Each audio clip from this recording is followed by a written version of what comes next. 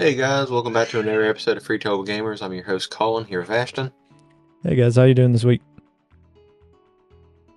We got a few left over from last week, so we're going to go ahead and get into them. Gameplay leaks online for Spider-Man 3.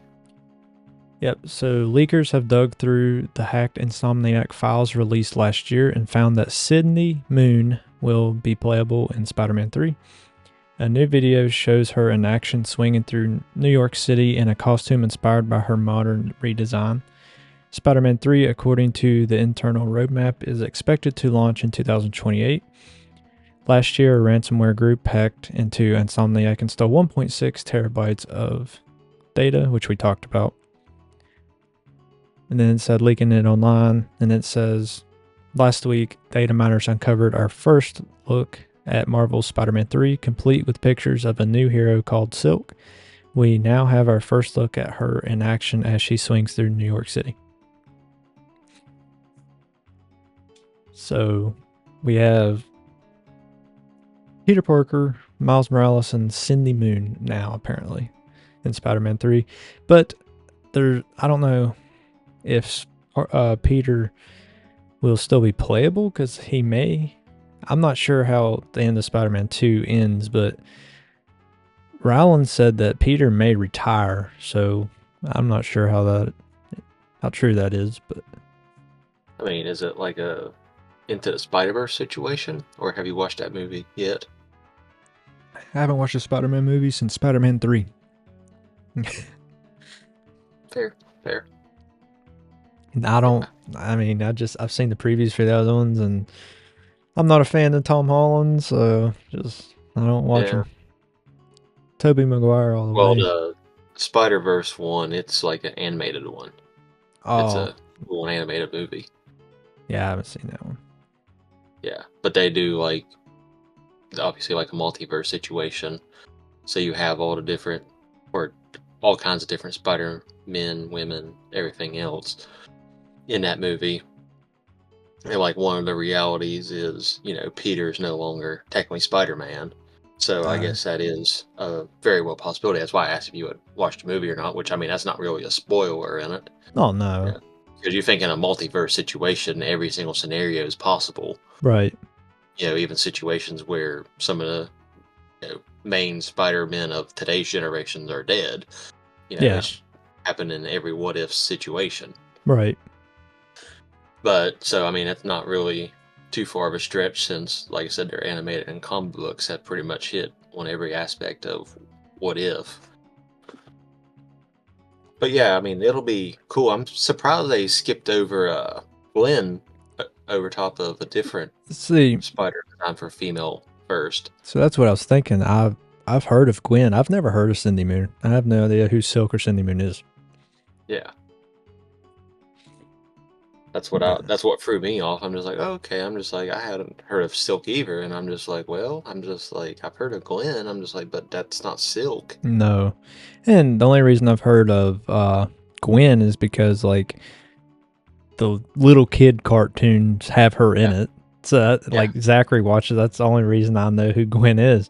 Other than that, Peter Parker is Spider-Man to me. I mean, I know Miles Morales, the game, but like when I was little, it was just Peter Parker from what, I was taught, what was around at that time.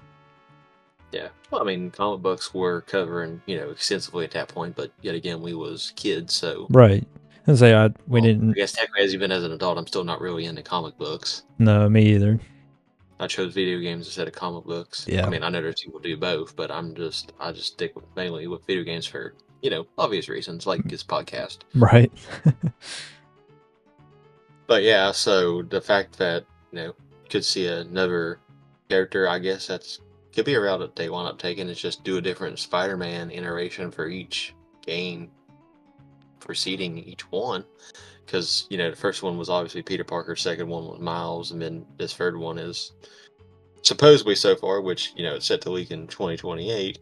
I don't know how Sony or PlayStation is going to react to the actual gameplay being leaked, if they're going to cancel the game now or whatever. In fact, the gameplay footage, I wouldn't see them scrapping it all the way. Yeah, I wouldn't say, but who knows? But still, 4 years is a long time to really sit down and make something different. Yeah, I think. I mean, I think it'll just stay on track the way it is. Personally,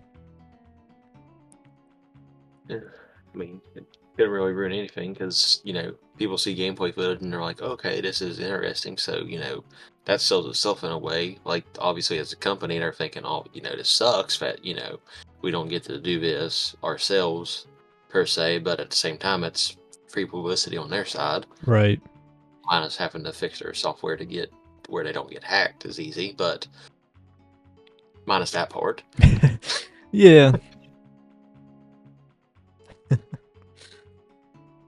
On to the next one. Grand Theft Auto Mobile on Netflix tops 30 million downloads.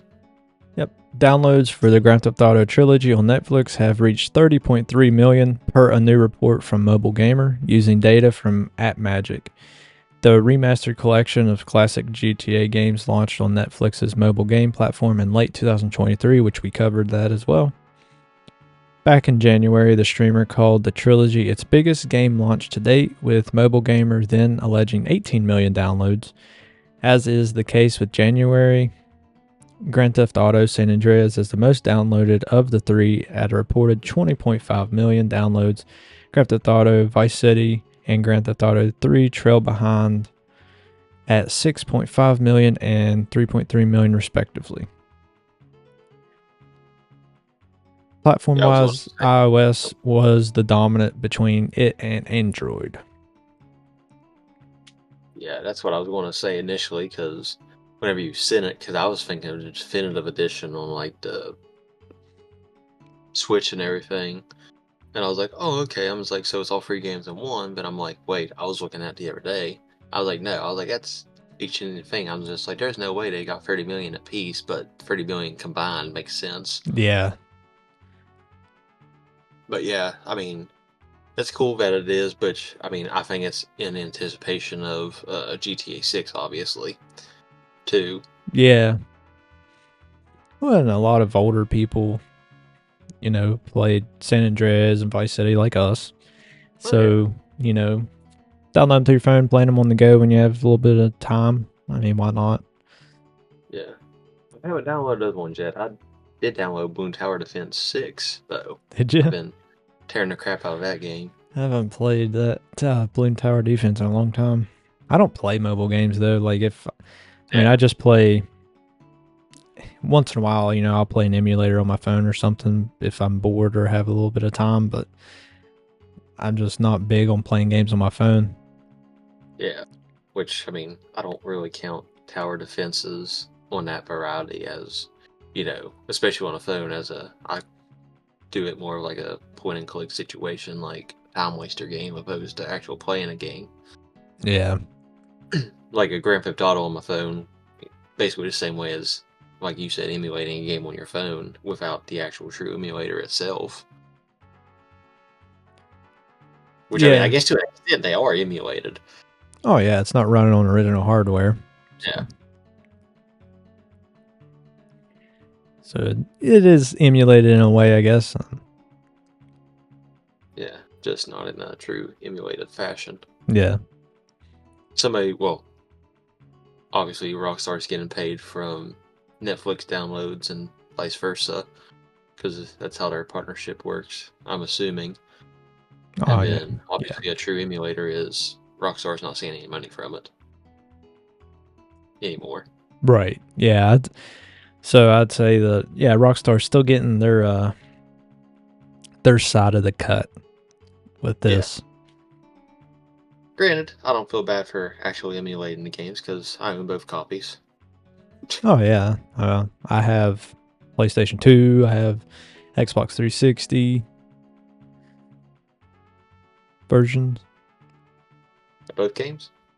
No, I do have Vice City, but San Andreas, I have PS2 and Xbox 360. I was just say I got Vice City on PS2 and then San Andreas on the 360. Grand Theft Auto 3, I've actually never played that game. Neither have I played 4. Yeah, I played a little bit of 4, not even much of that. I guess technically I could say I played Vice City up because I even played a little bit of Chinatown Wars. I never owned it, but I did play it. I When it didn't came out on play it. I played Liberty City Stories on the PSP. basically free. Yeah, basically. But and then maybe didn't they have like a Chinatown Stories or something on the What I PSP just said, too? Chinatown Wars. Was it? I know, but there was Stories on the PSP. Something Stories. There was 2 different ones on the PSP. I can't remember if it was. I know it was Liberty City and then something else. I can't remember if it was China or something.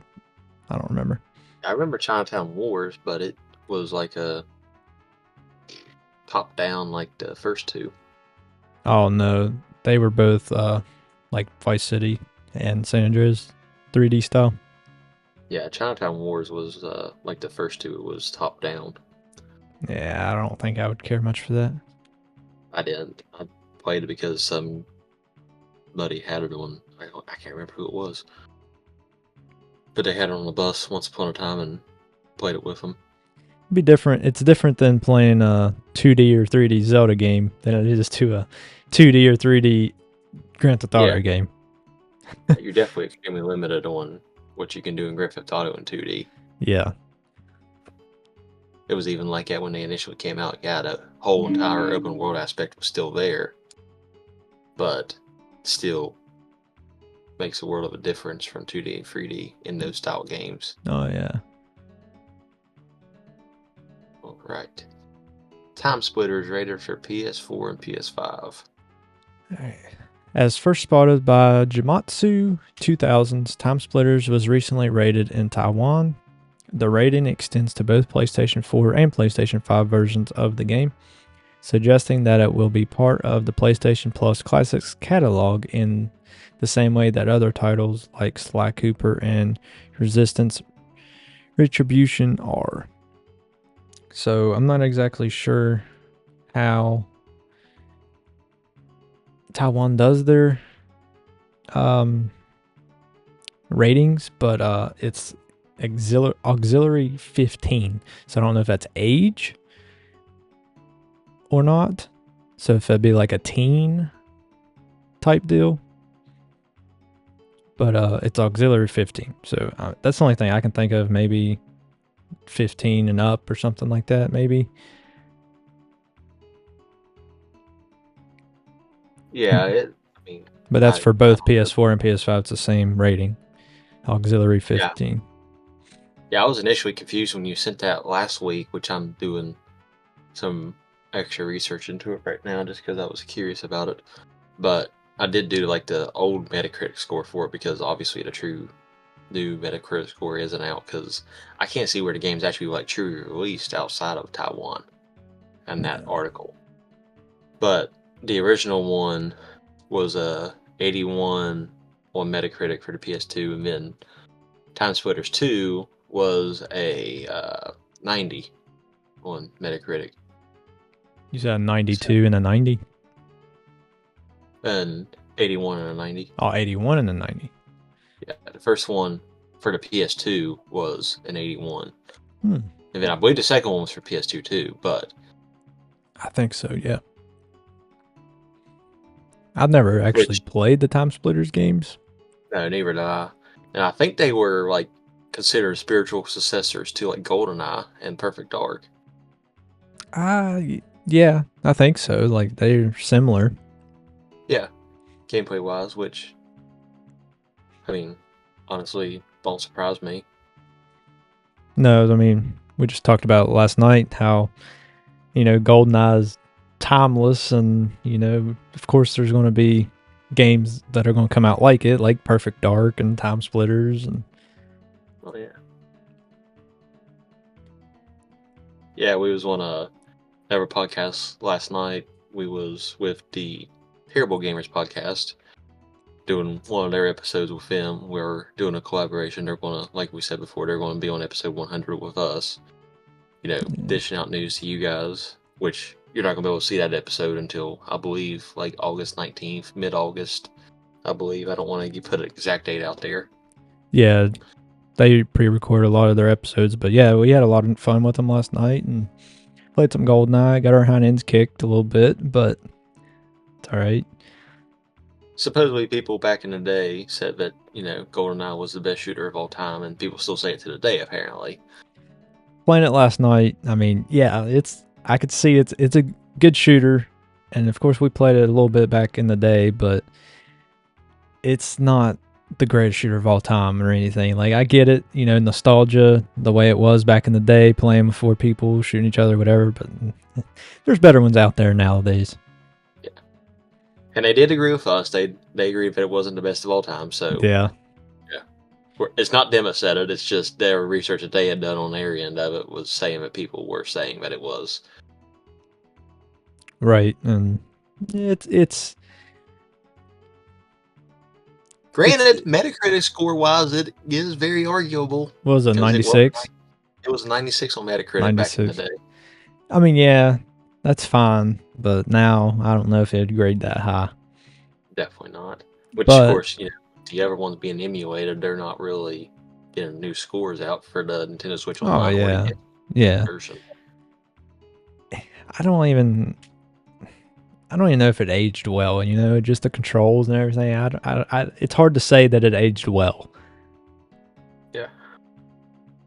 The controls are definitely different, granted. You can tell the controls were made for one analog stick instead of 2. Yeah. And for specifically the N64 controller. Yeah. Not the Pro controller. Definitely not. We'll just say the kill difference from the guy that actually had the N64 controller to everyone that was using the Pro controllers were 9 and 8 differences. Oh, yeah.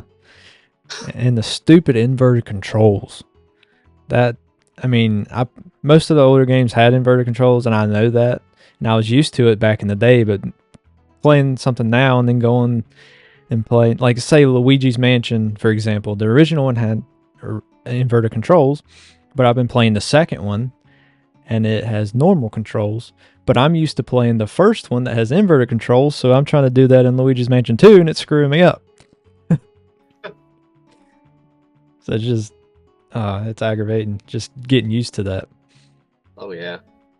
Yeah, definitely, the game showed its age for sure last night. Definitely. I don't even know why games back in the day even had inverted controls. I don't know why they started with that and then switched to normal. Yeah, I don't know. But if you guys are going to go back and, after hearing us playing GoldenEye, decide to go back and play it yourself, I recommend playing on the Xbox opposed to the Switch because the Xbox is actually updated controls. You just can't play multiplayer. It's online. Yeah, online. If you got, 4 controllers in your house and you got 4 people, then yeah, you can play multiplayer at your house. But you're not going to play it online like we was doing last night. Yeah. At time of recording. Yeah. Obviously be a few days ago by the time it releases. Alright, sticking with PlayStation.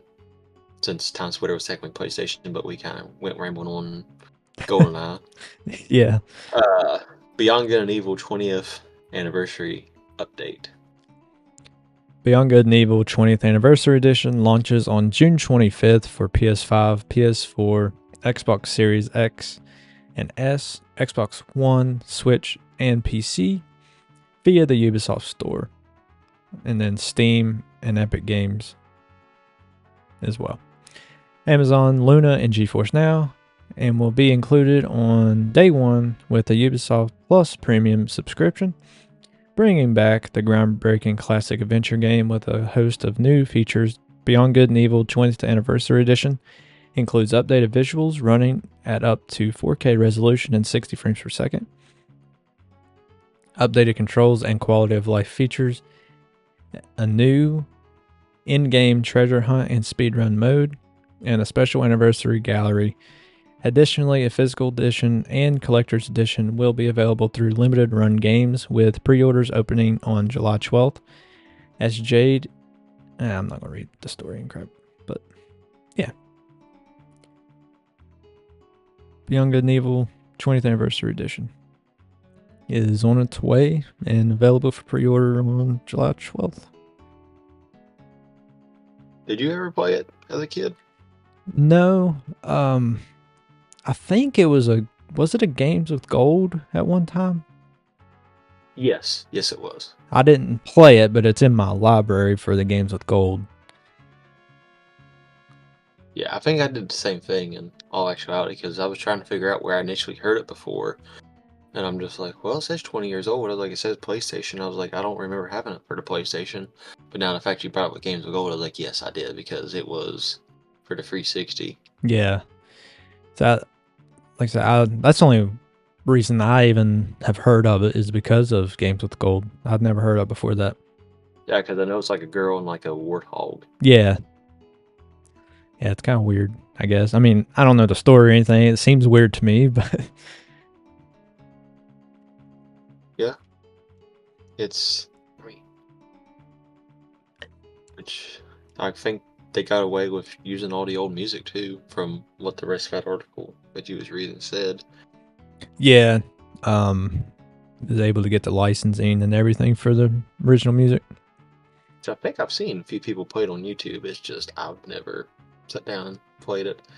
It seems like an RPG to me, which I could be completely wrong. I've never actually even seen gameplay of it, so I honestly couldn't tell you.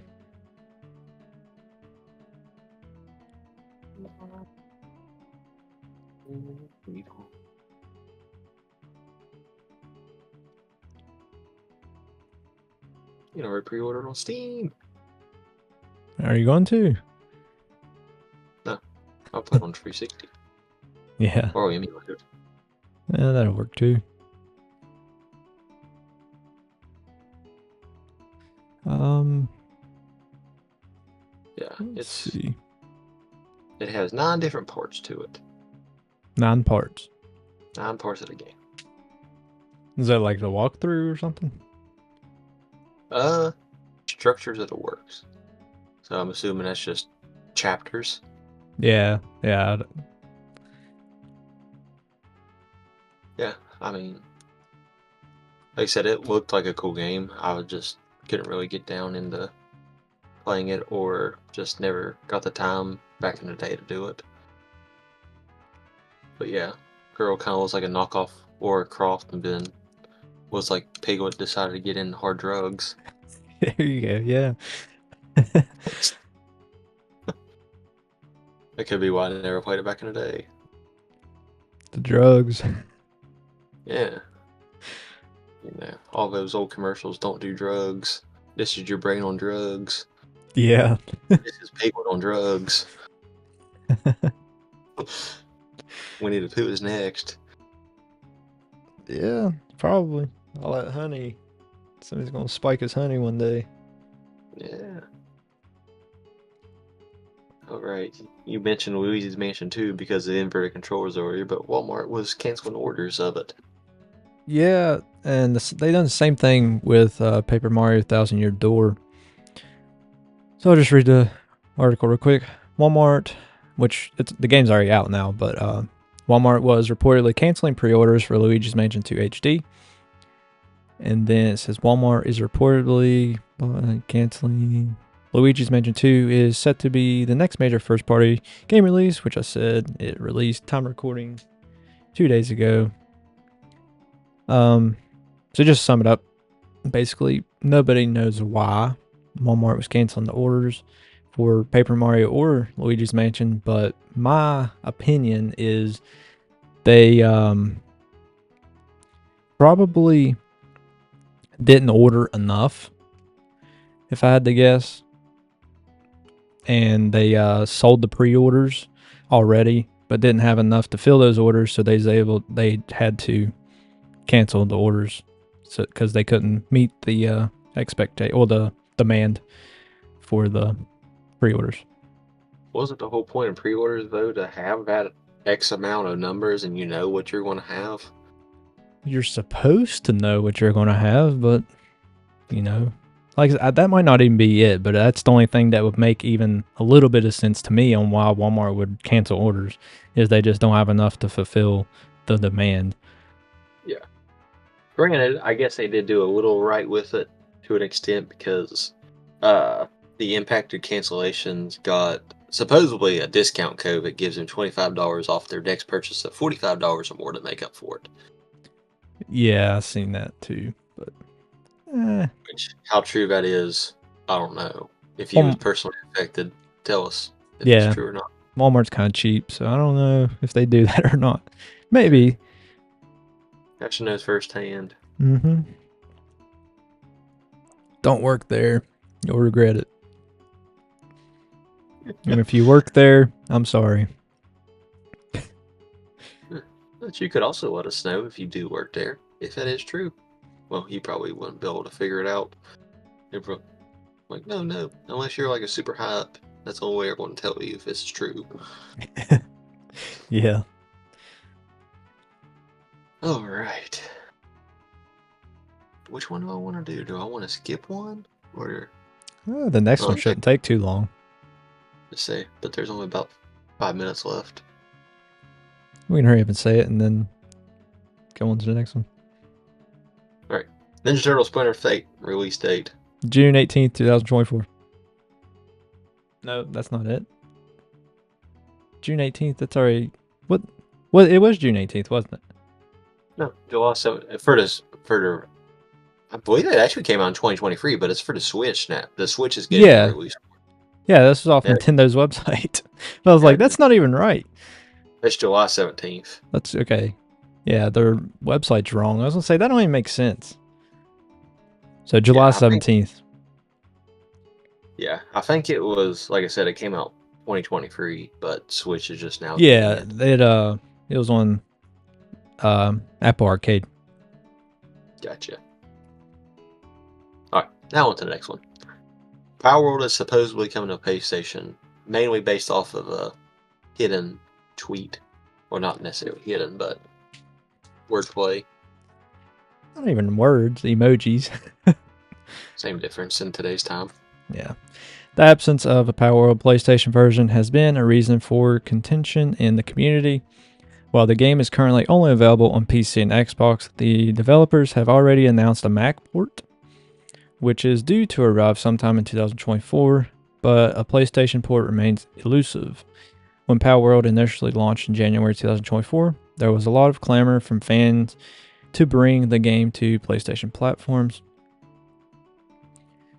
And then the tweet that Colin was talking about was one of the developers. I don't have the tweet here, but I'm just going to kind of sum it up. He said there was hearts, different colors for different platforms that the game's on. And he said something about, if had another color, and then he redone the same wording but added 2 blue hearts along with all the other color hearts to match all the other platforms. So like there was a green for Xbox, white, I'm guessing for Mac, the one that's been confirmed, and then black for, I'm assuming, Steam. And then he added blue for apparently PlayStation, which that's the only thing blue that would make sense. But that's why people were saying that there's a PlayStation port coming. It's because of 2 blue hearts. Well, black is PC in general, because Steam is blue too, technically. Yeah, but it's only on Steam on PC. Steam is blue and white, so. Yeah, but when you think of gaming, blue's PlayStation.